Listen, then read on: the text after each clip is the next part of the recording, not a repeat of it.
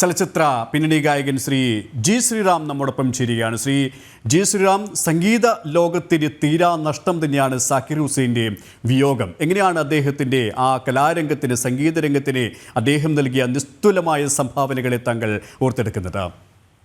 ഞാൻ ഈ ജനം TV വഴിയാണ് ഞാനിപ്പോൾ ജസ്റ്റ് വീട്ടിലോട്ട് കയറുന്നേ ഉള്ളൂ. ഒരു പ്രോഗ്രാം കഴിഞ്ഞിട്ട് അപ്പോൾ ഞാൻ അറിഞ്ഞിട്ടില്ലായിരുന്നു. ഇപ്പോൾ അവിടുന്ന് ഈ കാര്യം പറയുമ്പോഴാണ് ഞാൻ അറിയുന്നത്. ഞെട്ടിക്കുന്ന വാർത്തയായിപ്പോയി. ഒട്ടും പ്രതീക്ഷിച്ചില്ല ഇങ്ങനെ ഒരു വാർത്ത. ഈ പറയുന്ന പോലെ ലോകം അറിയപ്പെടുന്ന, ലോകം മുഴുവൻ ആരാധിക്കുന്ന ഒരു വലിയൊരു വിദ്വാനാണ്. തബലയിലെ നമ്മൾ അതിശയത്തോടുകൂടി വായന കേൾക്കുകയും കാണുകയും ചെയ്യുന്ന ഒരു മഹാപ്രതിഭകളിൽ ഒരാളായിരുന്നു അദ്ദേഹം. എൻ്റെ ഓർമ്മയിൽ ഞാൻ ഒന്നോ രണ്ടോ അദ്ദേഹത്തിന്റെ മ്യൂസിക്കൽ കൺസേർട്ട് കേൾക്കാൻ ഭാഗ്യം ഉണ്ടായിട്ടുണ്ട്. അത് ആ സമയത്തൊക്കെ നമ്മൾ നോർത്തിൽ നിന്നുള്ള ഇങ്ങനത്തെ മഹാന്മാരായിട്ടുള്ള കലാകാരന്മാരുടെ ഈ അവരുടെ ഒരു പെർഫോമൻസ് കാണുമ്പോഴാണ് നമ്മൾ ഞെട്ടിപ്പോകുന്നത്.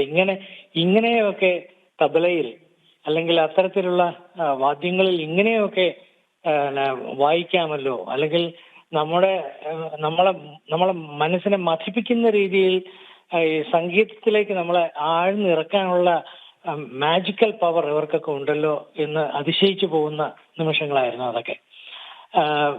ഒരുപക്ഷെ അത് ജന്മനാൽ കിട്ടുന്ന ഒരു വരദാനം തന്നെയാണ്. എന്നാൽ പോലും അവരുടെ പ്രാക്ടീസ് എന്നൊക്കെ പറയുന്നത് അവർ ജീവിതം ഇതിനുവേണ്ടി ഒഴിഞ്ഞു വെച്ചിരിക്കുകയാണ്. ശ്രീ ജി ശ്രീറാം അത് തന്നെയാണ്. അലാറാഖയുടെ മകനാണ്. സംഗീതം പാരമ്പര്യമായി ലഭിച്ച ഒരു സിദ്ധിയാണ്. എങ്കിലും അദ്ദേഹം ആ ജീവിതം തന്നെ, തന്റെ ജീവിതം തന്നെ കലയ്ക്ക് വേണ്ടി, സംഗീതത്തിന് വേണ്ടി സമർപ്പിച്ചു. 12-ാം വയസ്സ് മുതൽ അദ്ദേഹം ഒരു വിശ്വ പര്യടനം നടത്തുകയായിരുന്നു തന്റെ സംഗീതം കൊണ്ട്, അല്ലേ? തീർച്ചയായിട്ടും. അതാണ് ഞാൻ പറഞ്ഞത്, ഇതൊരു തപസ്യയായിട്ട് ഇതേ ഉള്ളൂ അവർക്ക് ജീവിതത്തിൽ. തബല എന്ന് പറയുന്ന വാദ്യം മാത്രമേ അവരുടെ ജീവിതത്തിലുള്ളൂ. അത് കഴിഞ്ഞിട്ടേ ഉള്ളൂ ബാക്കി എന്തും എന്നുള്ളതാണ് അവരുടെ ജീവിതം. അതുകൊണ്ട് തന്നെയാണ് നമ്മൾ ഈ ലോകം മുഴുവൻ ഇവരെ ആരാധിക്കുന്നതും അവരുടെ ഈ വൈഭവം നമ്മൾ അതിശയത്തോടു കൂടി കാണുന്നതും. നിരന്തരമായിട്ടുള്ള സാധന, ഉപാസനയാണ്. അല്ലാതെ മറ്റു കാര്യങ്ങൾ കഴിഞ്ഞിട്ട് നമുക്ക് തബല അല്ലെങ്കിൽ പാട്ട് എന്നുള്ളതല്ല. അവർക്ക് ഇതാണ്. ഈ സംഗീതം കഴിഞ്ഞിട്ടേ ഉള്ളൂ അവർക്ക് വേറെ എന്തും. അപ്പൊ നിരന്തരമായിട്ടുള്ള സാധനയും ഉപാസനയും കൊണ്ടാണ് നമ്മളെ മുഴുവൻ, ഈ ലോകം മുഴുവനുള്ള സംഗീത ആസ്വാദകരെ കീഴടക്കിയിട്ടുള്ളത്. യാതൊരു സംശയവുമില്ല. പിന്നെ ശ്രീ ജി ശ്രീറാം, താങ്കൾ ആകാശവാണി ആ ഒരു കാലഘട്ടത്തിലായിരിക്കും ഒരുപക്ഷെ ഈ അദ്ദേഹത്തിന്റെ ഈ സോളോ ആൽബം വ്യാപകമായ ഖ്യാതി നേടിയത്. പിന്നീട് അദ്ദേഹത്തിന്റെ മിക്കി ഹാർട്ടുമായി യോജിച്ച് അദ്ദേഹം ഒരുക്കിയ ഗ്രാമി ഫോർ പ്ലാനറ്റ് ഡ്രം എന്ന സംഗീത ആൽബം, അതൊക്കെയും താങ്കൾ അത്രത്തോളം ഹൃദ്യതയോടെ തന്നെയാണ് ഓർത്തെടുക്കുന്നത്, അല്ലേ? തീർച്ചയായിട്ടും. അന്നൊക്കെ വളരെയധികം അതാണ് ഞാൻ പറഞ്ഞത്, ഞെട്ടിക്കുന്ന രീതിയിലാണ്. അന്ന് ഈ തബല ഒരു അക്കമ്പനിമെന്റ് ഇൻസ്ട്രുമെന്റ് ഉള്ള തരത്തിൽ മാത്രമാണ് നമ്മൾ എല്ലാവരും കേട്ടും പോരുന്നത്. പക്ഷെ അതൊരു സോളോ പെർഫോമൻസ്, അതാണ് ഞാൻ പറഞ്ഞത്, നമ്മളെ അതിശയിപ്പിക്കുന്ന രീതിയിൽ നമ്മൾ ചിന്തിക്കാത്ത തലങ്ങളിലേക്ക് നമ്മളെ കൊണ്ടുപോകുന്നു അദ്ദേഹം. അപ്പോഴാണ് അയ്യോ ഇങ്ങനെയൊക്കെ കാര്യങ്ങളുണ്ടോ എന്ന് നമ്മളെപ്പോലുള്ളവർക്ക് അതിശയത്തോടുകൂടി, അവരെ ആരാധനയോടുകൂടി നോക്കാൻ കഴിയുന്നത്. സോളോയിൽ തബല സോളോ വെച്ച് മറ്റ് ഇൻസ്ട്രുമെന്റ്സിനെ കൂടെ കൂട്ടിയിട്ട് അദ്ദേഹം അവതരിപ്പിക്കുന്ന പരിപാടികളൊക്കെ നമ്മളെ ഈ പറയുന്ന പോലെയല്ല, നമ്മുടെ ചിന്തയ്ക്ക് അതീതമാണ്. നമ്മൾ ചിന്തിക്കാൻ പറ്റാത്ത തരത്തിലുള്ളതാണ് അവരുടെ വായന. നമുക്ക് ഈ വാക്കുകൾ കൊണ്ട് നമുക്ക് എവരുടെ ഒന്നും കഴിവിനെ പറയാൻ. ശ്രീ ജി ശ്രീറാം, ഈ സംഗീതം ഒരു സബര്യയായി, ഒരു തപസ്യയായി, ജീവിതവ്രതമായി കൊണ്ടു നടക്കുന്ന ഈ സക്കീർ ഹുസൈനെ പോലുള്ള ഈ മാന്ത്രികരുടെ, ഈ വിസ്മയിപ്പിക്കുന്നവരുടെ ആ ഒരു സമർപ്പിത ജീവിതം, അത് പുതുതലമുറയ്ക്ക്, പ്രത്യേകിച്ച് ഈ സംഗീത ലോകത്തേക്ക് എത്തുന്ന പുതുതലമുറയ്ക്ക് പോലും ഒരുപാട് പ്രചോദനം നൽകുന്നതാണല്ലേ? കാരണം ഇന്ന് എത്രയും പെട്ടെന്ന് ഖ്യാതി നേടുക എന്നുള്ള ഒരു തലത്തിലേക്ക് സംഗീതം പോലും മാറിക്കഴിഞ്ഞു.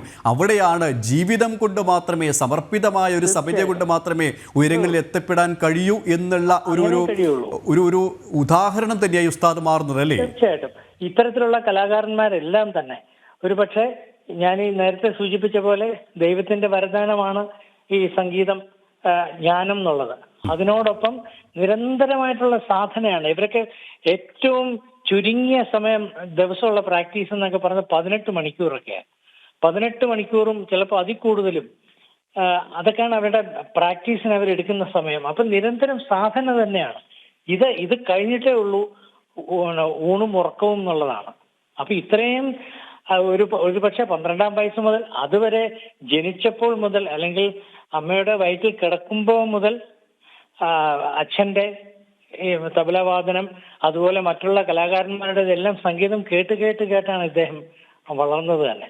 അപ്പോൾ 12-ാം വയസ്സിൽ അദ്ദേഹം അഭ്യസനം തുടങ്ങിയെങ്കിൽ പോലും അന്ന് മുതൽ നിരന്തരമായിട്ടുള്ള സാധന, അതിന്റെ ഒരു ബലമാണ് അദ്ദേഹത്തിന് ഇന്ന് ഈ പേരും പ്രശസ്തിയും എല്ലാം ഉണ്ടായത്. അങ്ങനെയുള്ളൊരു മഹാപുരുഷനെയാണ് നമുക്ക് നഷ്ടപ്പെട്ടത്. അപ്പോൾ പുതിയ തലമുറ ഈ പറയുന്ന പോലെ ഇന്ന് 1 മണിക്കൂർ വായിച്ചിട്ട് നാളെ സ്റ്റേജിൽ കയറി അല്ലെങ്കിൽ വായിക്കാമൊക്കെ എന്നൊക്കെ വെറും വ്യാമോഹങ്ങൾ മാത്രമാണ്. ഇവരെയൊക്കെ ഒരു പാഠപുസ്തകമായിട്ട് കരുതണം. ഇവരുടെ ജീവിതം പാഠപുസ്തകമായിട്ട് കരുതി നിരന്തരമായിട്ടുള്ള അഭ്യസനം കൊണ്ട് മാത്രമേ ഈ കല ഇത്രത്തോളം എല്ലാ ജനങ്ങളെയും എല്ലാ ജനങ്ങളുടെ മനസ്സിലേക്കും കയറണമെങ്കിൽ അതുപോലെ സാധനയും മറ്റും ഇല്ലാതെ പറ്റില്ല. അപ്പൊ തീർച്ചയായിട്ടും പുതിയ തലമുറ ഇത് കണ്ടു പഠിക്കണം എന്നാണ് പറയുന്നത്. വളരെയധികം നന്ദി ശ്രീ ജി ശ്രീറാം, ഇത്രയും സമയം ഞങ്ങളോട് സഹകരിച്ചതിന്, അദ്ദേഹത്തെ അനുസ്മരിച്ചതിന്.